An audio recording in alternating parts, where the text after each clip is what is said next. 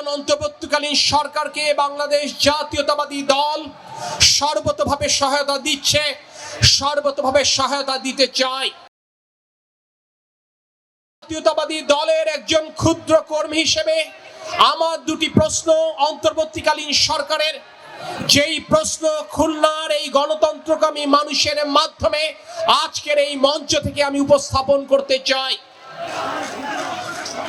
জনাব আলী ইমাম মজুমদার, যিনি সাবেক ক্যাবিনেট সচিব ছিলেন ১/১১ সরকারের, যিনি একদা ক্যাবিনেট সচিব ছিলেন, আজকে যিনি পালিয়ে নিজের জীবন বাঁচিয়েছেন সে শেখ হাসিনা ওয়াজেদ, তাকে প্রধান উপদেষ্টার বিশেষ সহকারী কেন বানানো হলো সে ব্যাপারে আমার কোনো প্রশ্ন নেই। কিন্তু আমার প্রশ্নটি হচ্ছে, তিনি ডিসি নিয়োগের ক্ষেত্রে একটি ক্রাইটেরিয়া সেট করেছেন, সেটি হচ্ছে এডিসি জেনারেল পদে ন্যূনতম 1 বছর দায়িত্ব পালন করলেই তাকে ডিসি পদে নিয়োগ দেওয়া হবে। প্রিয় সাথী সহযোদ্ধাবৃন্দ, গত 16 বছরে ছাত্রলীগ, যুবলীগ এবং শ্রমিক লীগের গুন্ডা ব্যতীত পিএসসির মাধ্যমে, প্রশ্ন ফাঁসের মাধ্যমে যাদের চাকরি হয়েছে তারা ব্যতীত কেউ কি প্রশাসনের কোনো গুরুত্বপূর্ণ পদে অধিষ্ঠিত হতে পেরেছে?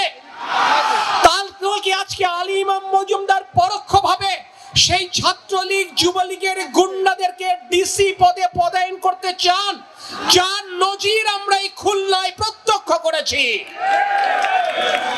আমার আরেকটি প্রশ্ন, তিনি আরেকটি ক্রাইটেরিয়া সেট করেছেন, সেটি হচ্ছে মন্ত্রণালয়ের সচিব হতে হলে এডিশনাল সেক্রেটারি পদে ন্যূনতম 1 বছরের দায়িত্ব পালন করতে হবে। এর মাধ্যমে তিনি কার্যত শেখ হাসিনার সাজিয়ে রাখা প্রশাসনের দ্বিতীয় স্তরে যারা আছেন তাদের উপস্থিতি নিশ্চিত করেছেন। অর্থাৎ আরো 1 বছর শেখ হাসিনার সাজানো প্রশাসনের অধীনে এই অন্তর্বর্তীকালীন সরকারকে পরিচালিত হতে হবে, যার নজির আমরা প্রতিনিয়ত দেখছি। এই সরকার প্রতি মুহূর্তে হোঁচট খাচ্ছে। মাননীয় প্রধান উপদেষ্টার কাছে বিনয়ের সাথে প্রশ্ন, আপনার ব্যক্তিগত সহকারী আপনার কিংবা আপনার সরকারের দায়িত্ব পালন করছে, নাকি ছাত্র জনতার আন্দোলনের মাধ্যমে যে শেখ হাসিনার সরকারের পতন ঘটেছে তার ক্রীড়নক হিসেবে দায়িত্ব পালন করছেন? এই প্রশ্ন আপনার কাছে রেখে আমি বিদায় নিচ্ছি। আল্লাহ হাফেজ। বাংলাদেশ জিন্দাবাদ, বাংলাদেশ জাতীয়তাবাদী দল জিন্দাবাদ। শহীদ রাষ্ট্রপতি জিয়াউর রহমান বীরুত্তম অমর হোক।